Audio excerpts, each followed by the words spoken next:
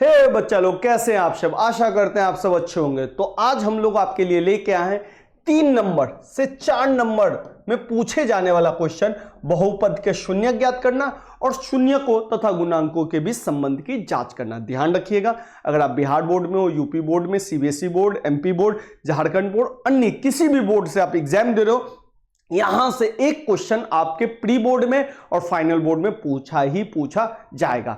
तो चलिए बिना किसी देरी के शुरू करते हैं। सबसे पहले हम देखते हैं बाबू लोग कॉन्सेप्ट क्या है बच्चा? द्विघात बहुपद हम पढ़े, तो द्विघात बहुपद का जो फॉर्म होता है बच्चा ax² + bx + c होता है। और जब हम इसको सॉल्व करते हैं बच्चा तो 2x का वैल्यू निकलता है, यानी कि द्विघात का 2 सॉल्व होगा, त्रिघात का 3 होगा, रेखिक का 1 होगा, यानी कि पावर में जितना उतना ही सॉल्यूशन। तो इसका 2 सॉल्यूशन होगा, 2x निकलेगा। एक x को हम लोग बोल देते हैं अल्फा और एक x को बोल देते हैं बाबू लोग बीटा।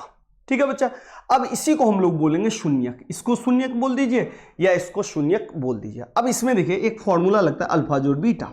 अल्फा जोड़ बीटा का फॉर्मूला होता है -b/a। ठीक है, और इसी तरह आपका लगता है अल्फा इंटू बीटा, जिसका फॉर्मूला होता है c/a। ये c/a और -b/a कहां से लिए बाबू? यहां से। ठीक है, b और a और c/a। अब इसी को थोड़ा सा लिखने का और भी ढंग होता है। इसको हम क्या बोलते हैं? शून्यक। तो इसी को हम लोग लिख देते हैं शून्यकों का योग, शून्यकों का योग। ठीक है बाबू, माइनस बी किसके साथ? गुणांक में है, एक्स के साथ, तो हम लिख देंगे एक्स का गुणांक। और ए ध्यान से देखिए x² के साथ गुणा में, तो x² का गुणांक। इसके अलावा क्या है? शून्यकों का योग हो गया। अब यहां पे क्या है? शून्यकों का गुणनफल, तो यहां पे लिख देंगे शून्यकों का गुणनफल। तो इसको कैसे लिखेंगे? c है तो ऊपर में c है, तो ये हो गया अचर पद, अचर। और नीचे में क्या है बाबू? a किसका गुणांक है? x² का, तो x² का गुणांक। तो या तो आप इस तरीके से याद रखें या इस तरीके से। ठीक है बाबू, अब आते हैं डायरेक्ट पहला क्वेश्चन पे। एक क्वेश्चन आप लोग मेरे से समझ लीजिए, बाद बाकी जो भी क्वेश्चन है आप लोग खुद मुझे सॉल्व करके कमेंट में आंसर दीजिएगा। क्वेश्चन है इसका शून्यक ज्ञात करना, तो सबसे पहले यहां तक कर लेते हैं। ठीक है, तो क्वेश्चन है x² - 2x - 8। अब देखिए बाबू, जब भी इस तरीके का आपका क्वेश्चन मिले आप करोगे फैक्टर क्या ऐसे करना होता है? फर्स्ट एंड लास्ट को मल्टीप्लाई करना होता है। तो फर्स्ट और लास्ट को मल्टीप्लाई करेंगे x को इसके साथ, तो हमारा आएगा 8। x² आएगा, x² को छोड़ दीजिए, 8 आएगा। अब 8 का एक ऐसा फैक्टर लीजिए जिसको हम प्लस करके माइनस करके बीच वाला पुरा दे। ठीक है, तो ध्यान से देखिएगा, यह माइनस है तो हमको माइनस करके बीच वाला पुराना है। तो 8 के फैक्टर कौन कौन से होते हैं भैया? 8 × 2, 8 × 1 होता है। 8 के फैक्टर होते हैं 2 × 4। क्या और कोई 8 का फैक्टर होता है? बिल्कुल नहीं। अगर होता है तो अच्छी बात, यहां तक हमको मिल गया। अब इसको घटा, यहां पे माइनस साइन है ना तो बच्चा, तो घटा के हमको पुराना है 2। तो भैया 8 में से 1 घटाएंगे तो कितना आएगा? 7। क्या बीच वाला पूरा? नहीं, तो इसको छोड़ देंगे। 2 में से 4 घटाएंगे तो कितना आ जाएगा? 2। बीच वाला पुड़ गया? हाँ पुड़ गया। तो हम इस फैक्टर को ले लेंगे। ठीक है बच्चा, और लिखेंगे कैसे? x² को x² लिख लीजिए, इस -2x को इस तरह से लिखना है। ठीक है बच्चा, तो हम क्या कर रहे हैं बच्चा? -4x पहले लिख देते हैं और फिर +2x लिख देते हैं, और तब आप 4 में से 2 घटाओगे तो आपको 2 मिलेगा। बस आपको ध्यान रखना है, साइन पे भी ध्यान रखना है। ठीक है, आप इसको 2x - 4x भी लिख सकते थे, लेकिन यहां पे प्लस यहां पे माइनस नहीं कर सकते थे, क्योंकि 4 बड़ा है और -2 छोटा होगा, तो +2x आएगा। तो साइन पे भी ध्यान रखना है कि यहां पे -2x आए। तो हमने क्या लिया बच्चा? ये लिया। ठीक है, फिर बगल में गया -8, खत्म। अब इन दोनों में से कॉमन ले लीजिए, इन दोनों में से कॉमन ले लीजिए। अगर आपको कॉमन लेना नहीं आता है तो भैया x² और 4x को छोटा छोटा बनाइए, x × x। 4x को क्या बनाएंगे? 2 × 2 × x। देखिए तो दोनों में क्या कॉमन है? ये दोनों चीज कॉमन है। तो कॉमन चीज को बाहर निकालिए, तो यहां से हमने x बाहर निकाल लिया, यानी कि जो दोनों में मिलेगा उसको बाहर निकाल लिया। तो यहां पे बचा क्या? x साइन माइनस, और यहां पे क्या बचा? 2 दूनी 4। अगर यहां से आप कॉमन निकाल सकते हो तो यहां से भी निकाल सकते हैं। अब इन दोनों में लीजिए 2x और 8। 2x को क्या लिख सकते हैं? 2 × x। 8 को क्या लिख सकते हैं? 2 दूनी 4 दूनी 8। देखिए दोनों में सेम ये है, इसको बाहर निकालिए। प्लस है, प्लस ही रहने दीजिए, 2 निकाल लीजिए।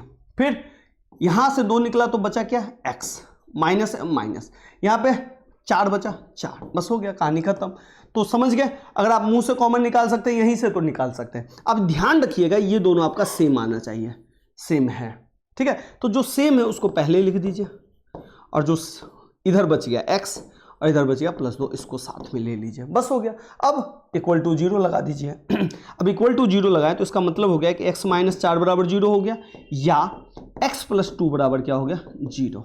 अब इस -4 को इधर रखेंगे तो क्या हो जाएगा +4, या +2 को इधर ले जाएंगे तो क्या हो जाएगा -2। ये एक निकल गया आपका अल्फा और एक निकल गया बाबू लोग आपका बीटा। तो एक को बोलेंगे अल्फा और एक को बोल देंगे बीटा। यहां तक आपका शून्यक निकल गया, एक शून्यक ये, एक शून्यक ये। अब आगे थोड़ा सा आपको निकालना है अगला। तो अगला में हमको ये कॉन्सेप्ट चाहिए जो मैंने यहां पे लिखा था, ठीक है। कैसे, तो ध्यान से देखिए। क्वेश्चन कह रहा है शून्यकों और गुणांकों के बीच संबंध। शून्यक और गुणांक के बीच क्या संबंध है, वही -b/a। तो आप थोड़ा सा डिटेल से बनाओगे क्योंकि 3 नंबर का क्वेश्चन है ना, आपको फ्री में नहीं देगा, ठीक है। 3 नंबर तो लिखेंगे शून्यक का योग। तो शून्यकों का योग का फॉर्मूला क्या होता है -b/a।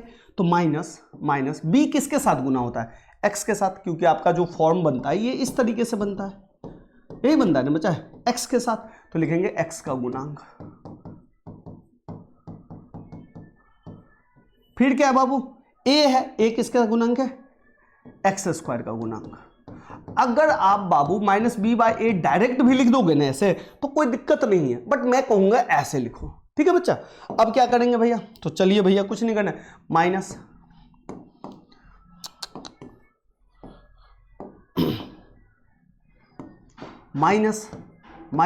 x किसके साथ गुना है, देखिए x है -2 के साथ, माइनस होगा माइनस ले लेना है -2, और x² किसके साथ गुना है भाई, किसी के साथ नहीं है तो 1 के साथ है।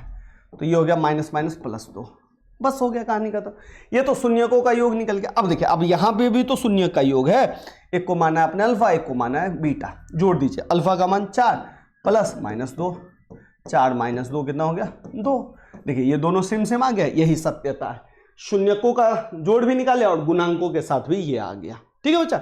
अगला क्या आता है, शून्यकों का गुणनफल। शून्यकों का गुणनफल, तो इसका क्या लिखेंगे बाबू, c/a। तो c को हम बोलते हैं अचर पद, और a को क्या बोलते हैं बाबू, x² का गुणांक। अचर पद क्या हो गया बाबू, लास्ट वाला, लास्ट में क्या है 8, लेकिन माइनस के साथ है तो माइनस वाला लेना है, -8।